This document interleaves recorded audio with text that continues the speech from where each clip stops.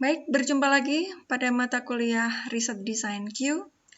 Jadi, kali ini memang untuk presentasi tetap dalam bahasa Inggris, tetapi saya sampaikan dalam bahasa Indonesia saja, untuk lebih memudahkan kalian untuk mengerti. Jadi, kita akan segera ke kolokium 1.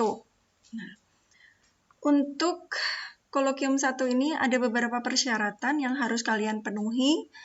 Saya harap semua eligible, tapi tidak semuanya bisa eligible. Nanti akan saya jelaskan bagaimana agar kalian bisa lolos untuk disebut layak menjalani kolokium 1. By completing kolokium 1, it means you are about to meet your last milestones in this undergraduate program.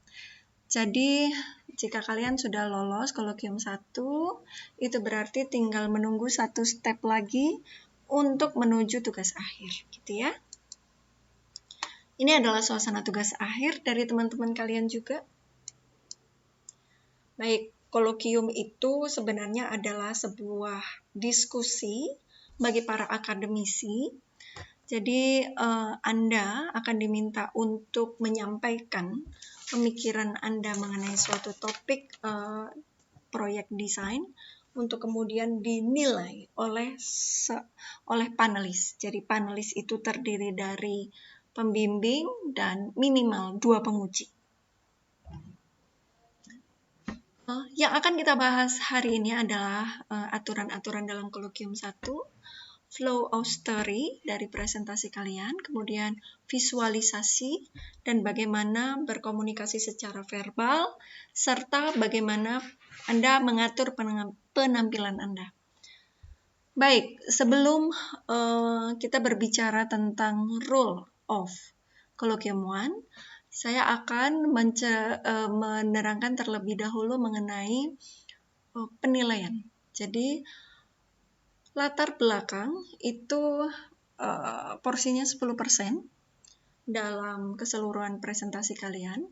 Di situ nanti akan ada 7 skala, di mana skala 7 itu dikonversikan dengan nilai A, kemudian begitu seterusnya ya, A, B, B, C, C, D, dan E, di mana skala 1 itu berarti nilainya adalah E.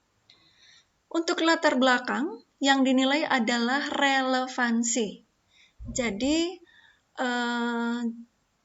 jika data itu sangat menarik tapi tidak relevan atau terlalu jauh dengan topik penelitian kalian, itu kita tidak bisa memberikan nilai maksimal untuk relevansi data. Jadi sebaiknya saya sarankan data literatur yang kalian ambil sebagai latar belakang itu tidak terlalu jauh dari topik penelitian kalian. Maksudnya, misalkan kalian ingin mengangkat tentang furniture dari ampas kopi, misalkan gitu, atau furniture dari limbah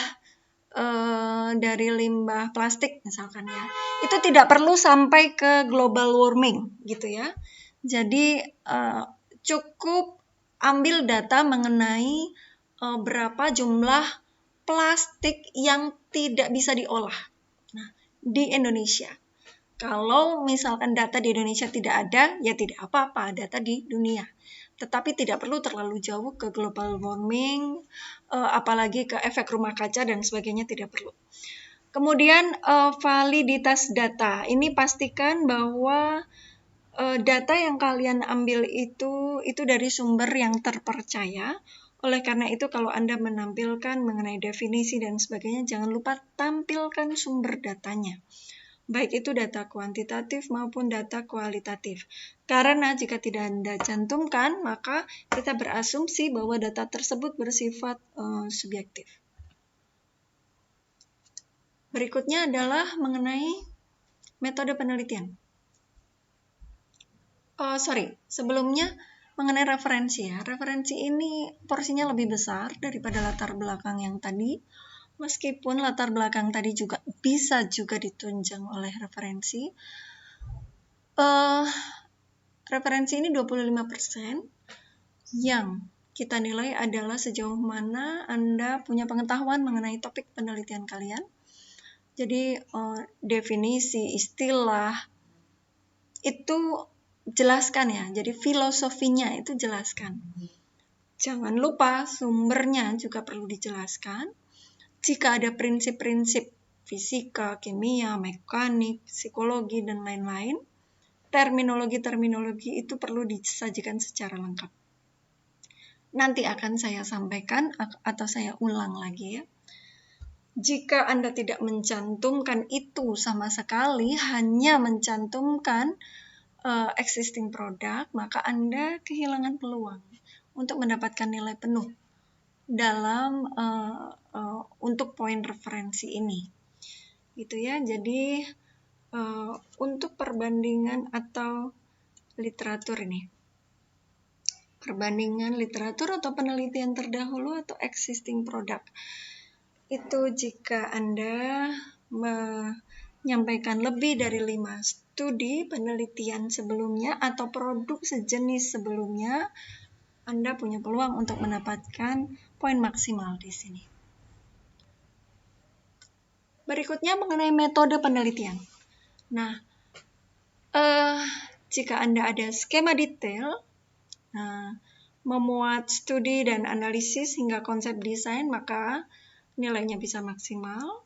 Dan jika pengumpulan data juga Anda sampaikan secara detail, meliputi di mana Anda melakukan pengumpulan data, kapan, siapa, dan mengapa metode tersebut Anda pilih, itu perlu disampaikan ya, karena dengan menyampaikan semua itu, Anda bisa mendapatkan poin maksimal. Kemudian, mengenai analisis dan konsep desain. Ini adalah yang perlu kalian perhatikan karena ini porsinya yang paling besar, 30%. Di mana sampaikan semua cara yang kalian lakukan untuk memahami user.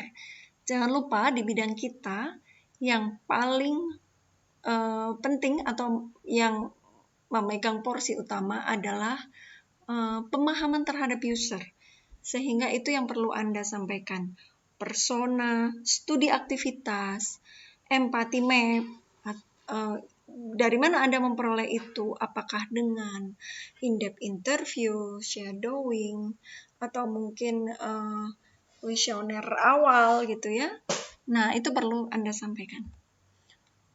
Berikutnya adalah analisis-analisis. Nah, analisis studi komparasi produk sebelumnya, ini sudah Anda sampaikan mestinya pada awal-awal Anda membuat presentasi, kemudian studi prinsip kerja, analisis user atau consumer, analisis pasar, analisis aktivitas, analisis ruang atau layout. Nah, jika semua analisis ini Anda sampaikan dengan lengkap, maka Anda layak untuk mendapatkan poin maksimal. Berikutnya, kita cek apakah dari studi-studi yang kalian lakukan itu relevan dengan permasalahan yang Anda angkat. Ingat, hanya tulis permasalahan yang bisa Anda selesaikan. Artinya, jika permasalahan itu sifatnya global, misal, anak muda tidak suka dengan batik. Nah, misalkan seperti itu. Itu adalah permasalahan yang global. Kita tidak bisa menyelesaikan itu. Yang bisa kalian selesaikan adalah permasalahan misalkan. Bagaimana menerapkan style kekinian misalkan pada batik. Nah, itu bisa kalian selesaikan. Artinya, kalian bisa membuat implementasi desain dengan style-style katakan yang eklektik atau apapun yang menurut analisis Anda itu sesuai dengan selera anak muda, sesuai dengan selera persona Anda. Nah, seperti itu ya. Jadi sekali lagi, konsep desain itu harus menyelesaikan permasalahan dan tulis permasalahan yang Anda yakin Anda bisa menyelesaikannya. Baik, kita ke rule of colloquium. Untuk bisa Kolokium 1, ini ada 5 step yang perlu kalian lakukan. Pertama adalah Anda harus direkomendasikan oleh dosen riset desain, berarti itu saya ya. Kemudian Anda mengumpulkan form kelayakan ke saya, ke kelas. Kemudian berikutnya, kalau saya mengatakan kamu layak, maka isilah form berikutnya, yaitu form mengikuti K1 itu tidak ke saya, tapi ke admin distro. Kemudian Anda tinggal menunggu kapan jadwal untuk Anda itu keluar. Setelah jadwal keluar, Anda harus siap 15 menit sebelumnya. Tapi sebelum itu Anda perlu, ada baiknya juga Anda mengingatkan dosen pembimbing pada H-1. Memastikan bahwa dosen pembimbing juga siap dengan kolokium 1 kalian. Baik, ini adalah form kelayakan. Kalian bisa menemukannya di Intip-in form kelayakan K1.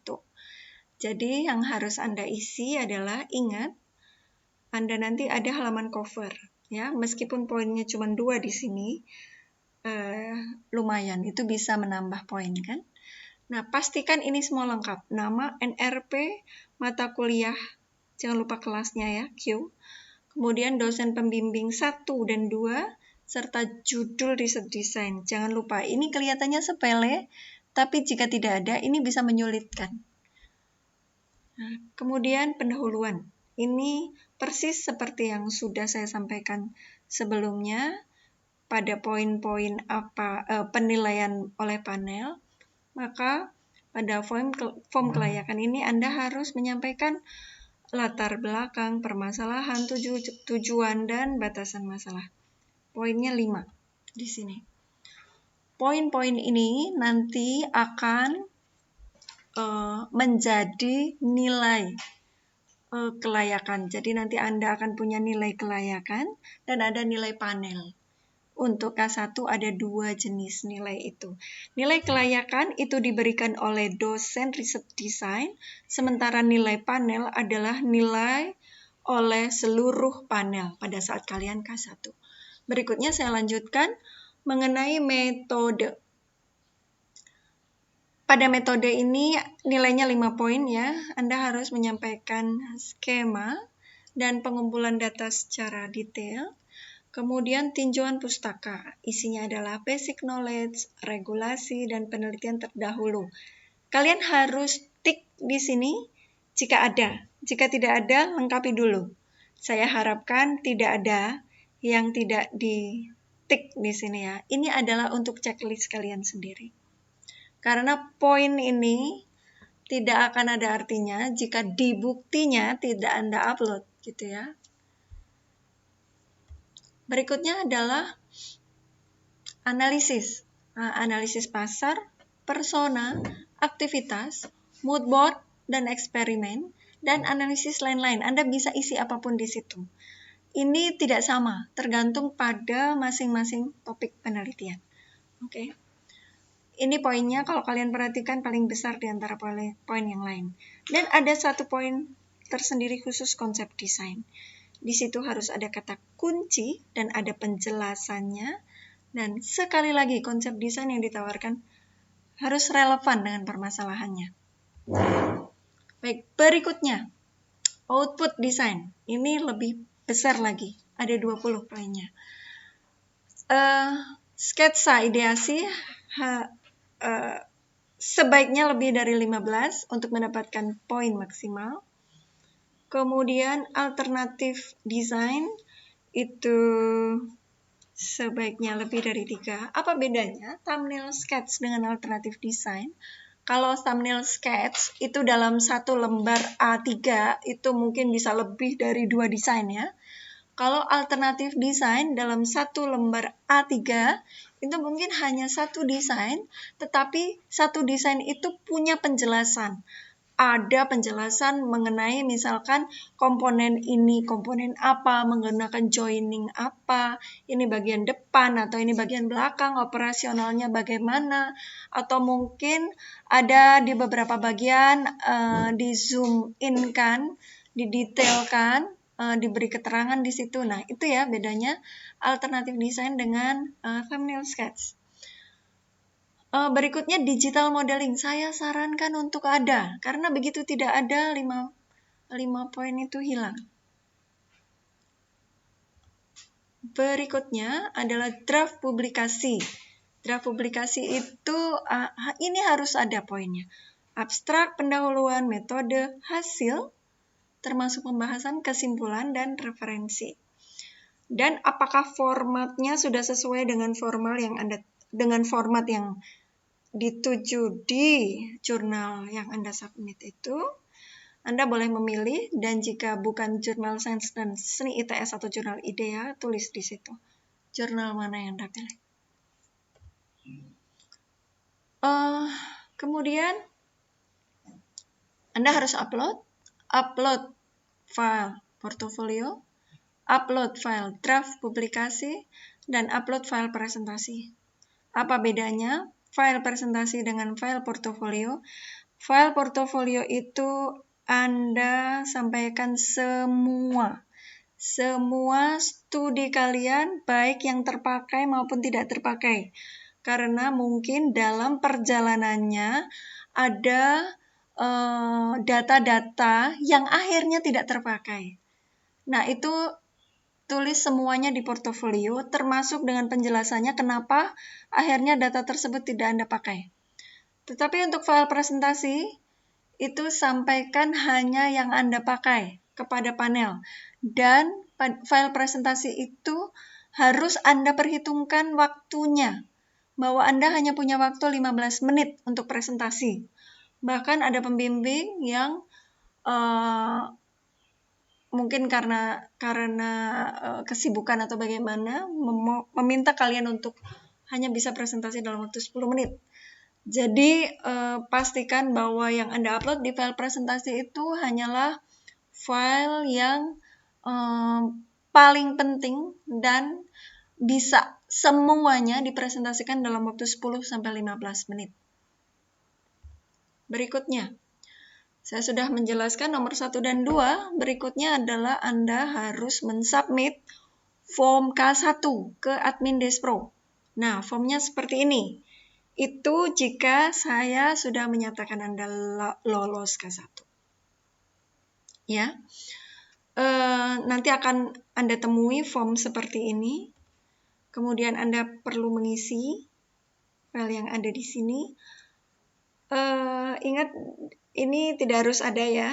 Yang harus ada adalah portofolio, artikel publikasi, dan file presentasi.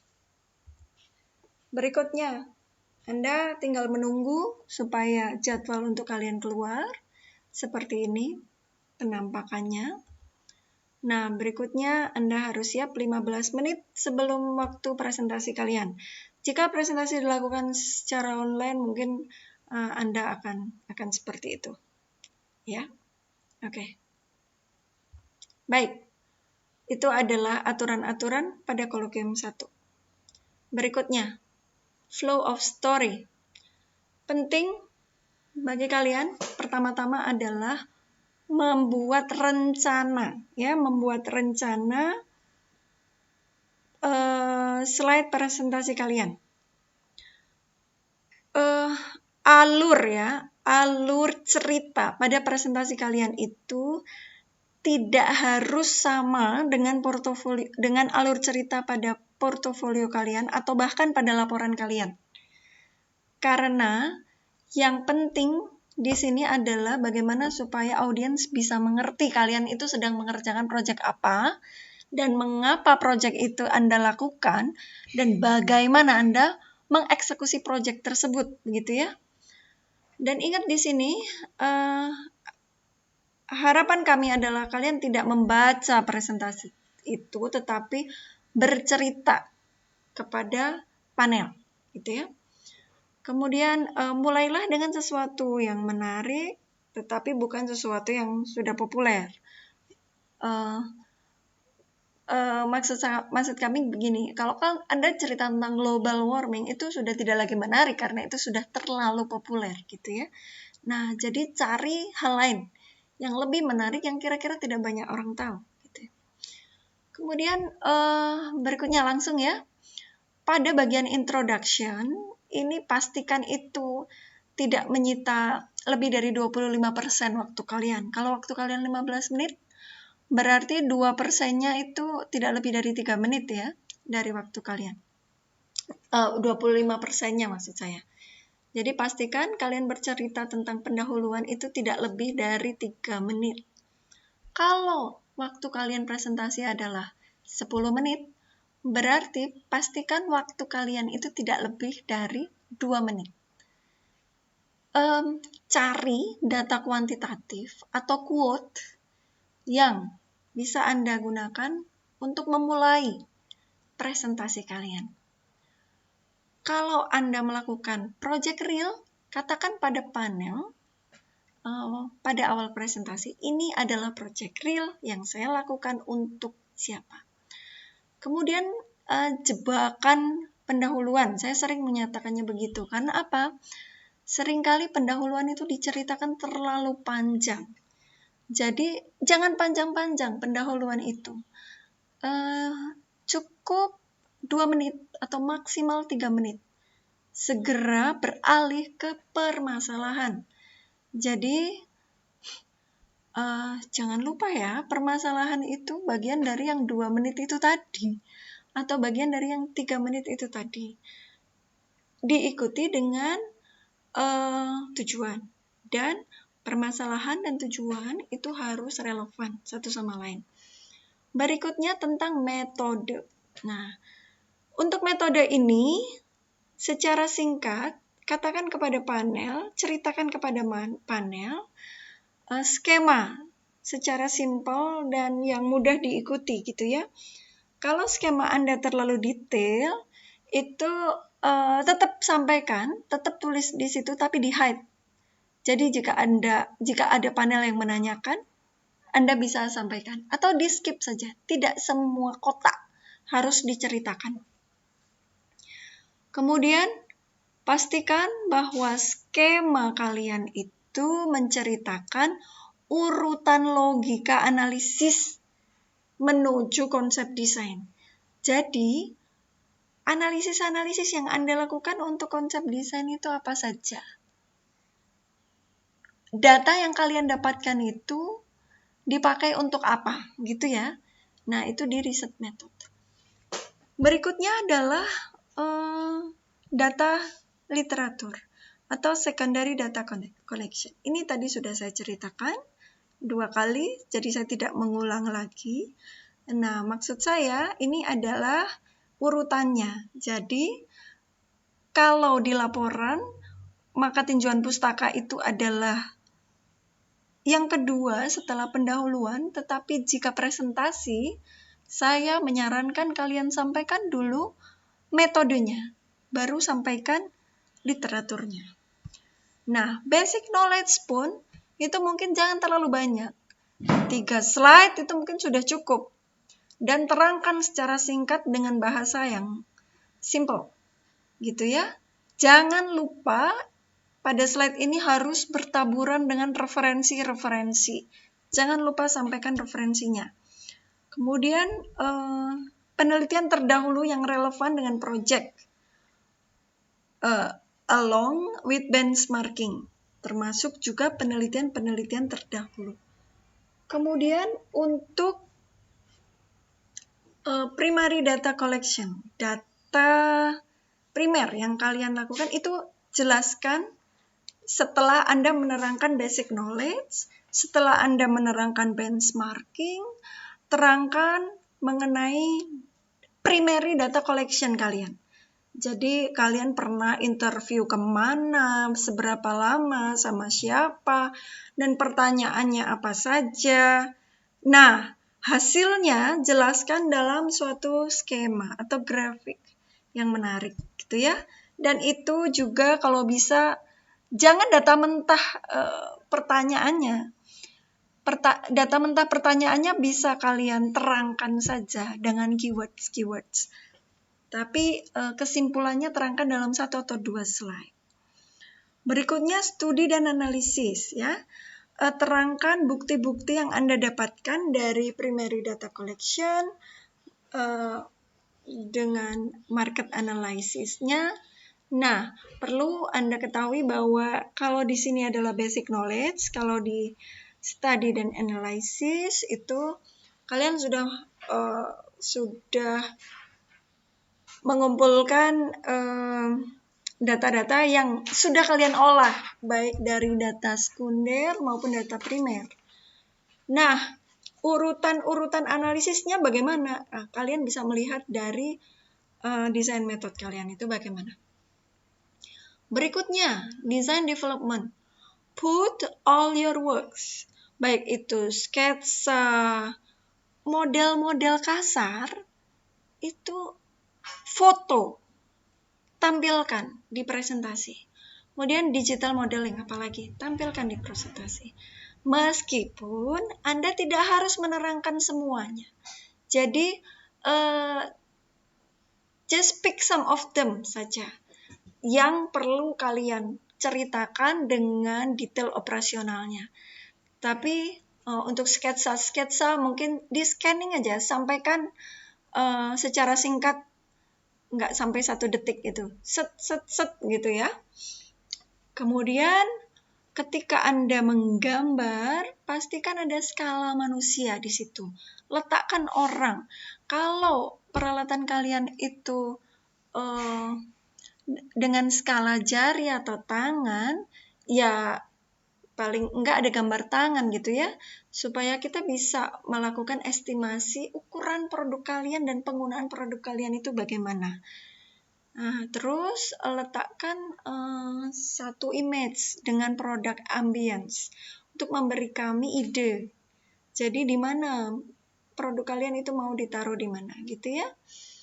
Sekali lagi, ketika Anda menerangkan desain kalian itu, jangan hanya dijelaskan ini desain saya. Jangan hanya begitu, tapi jelaskan juga ini desain saya, apa bedanya dengan desain-desain terdahulu yang menjadi andalan kalian gitu ya. Nah, baik. Berikutnya, visualisasi. Nah, untuk visualisasi ini, keep the words minimum. Just use keywords. Kemudian, explain the rest by your own. Jadi, gunakan kata-kata itu seminimum mungkin ya. Kalau bisa gunakan keywords. Kalau ada detail image, akan memudahkan orang untuk fokus dan hindari meletakkan terlalu banyak image dalam satu slide. Artinya lebih baik slide itu ganti-ganti daripada terlalu banyak foto dalam satu slides yang itu mengakibatkan kita panel kadang-kadang salah fokus. Anda menjelaskan gambar A, tetapi karena Anda meletakkan gambar A, B, C, D, E, F, G dalam satu slide, kita malah salah fokus ke gambar yang G gitu.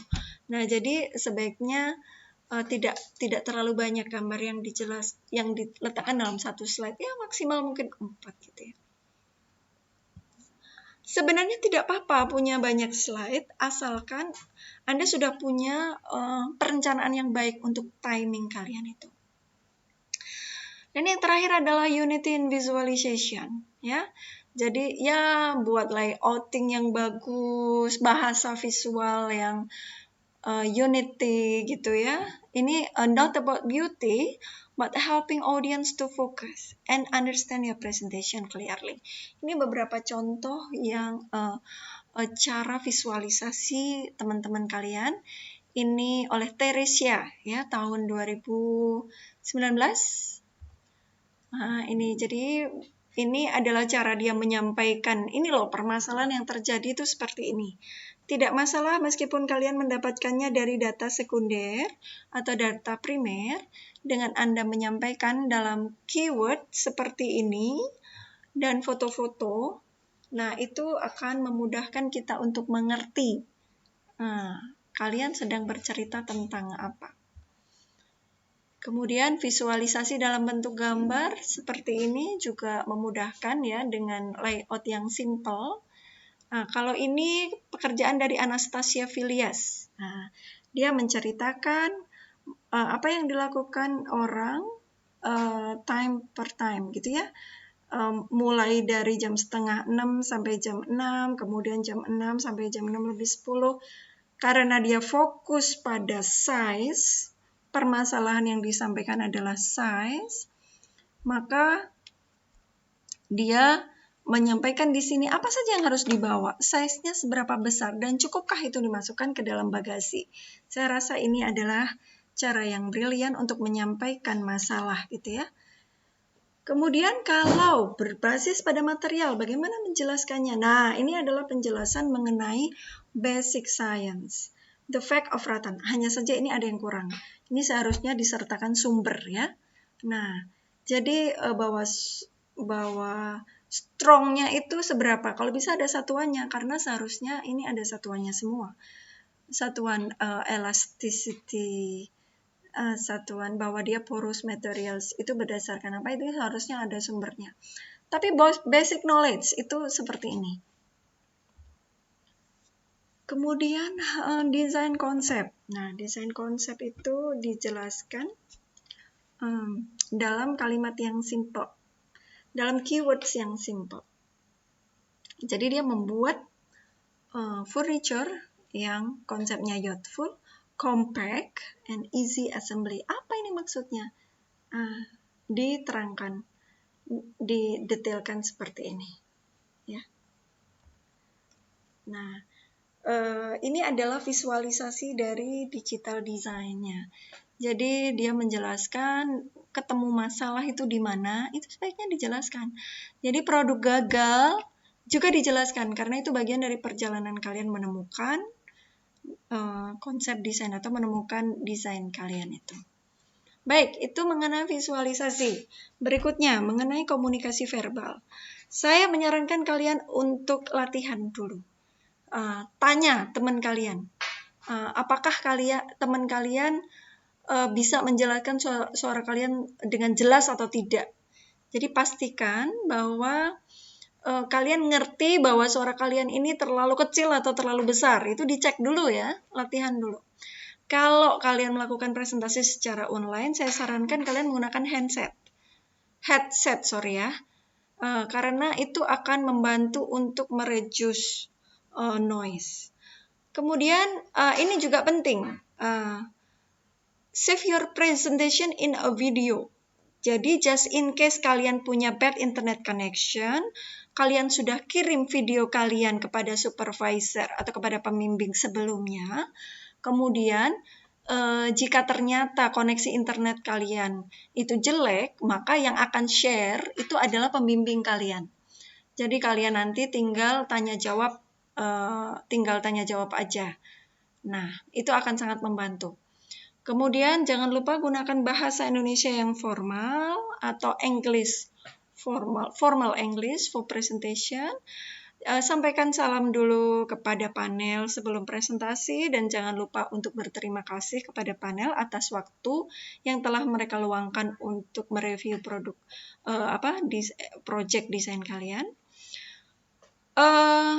Sebaiknya kalian juga mengikuti kolokium 1 teman kalian sebanyak-banyaknya, sehingga kalian akan familiar dengan common question, dengan bagaimana suasananya, bagaimana menghandle presentasinya gitu ya.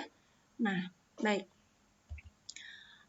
Berikutnya adalah penampilan. Nah, use a formal, neat, and tidy outfit. Jadi untuk laki-laki gunakan jas full dengan dasi. Nah, untuk perempuan dengan blouse dan ROG, tapi itu juga pertemuannya offline ya. Jika pertemuannya online, itu kami sarankan, ya kita kan nggak bisa lihat bagian bawah ya, kecuali kalau kalian mau presentasi secara full body, it's okay. Yang jelas suara tetap harus terdengar, dan Anda harus gunakan video ya. Jadi tidak boleh hanya nama kalian yang muncul di situ. Jadi kalau kalian presentasi online, kalian harus gunakan video, kecuali jika panel mengizinkan kalian tidak menyalakan video. Misal karena ada problem dengan koneksi internet. Tapi jika tidak, maka defaultnya adalah Anda harus menggunakan video.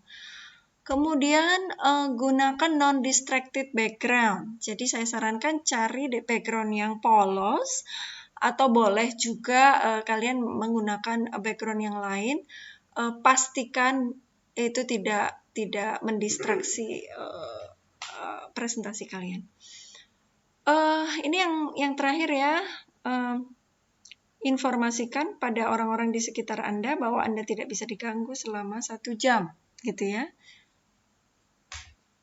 Baik, other tips. Berdoa, relax, dan jangan offense to panel. Diskusi dengan cara yang santai gitu ya. Dengan cara yang santai, yang tenang. Kalau panel menyampaikan pendapat, didengarkan terlebih dahulu. Ini satu tips lain lagi. Jadi buka semua file yang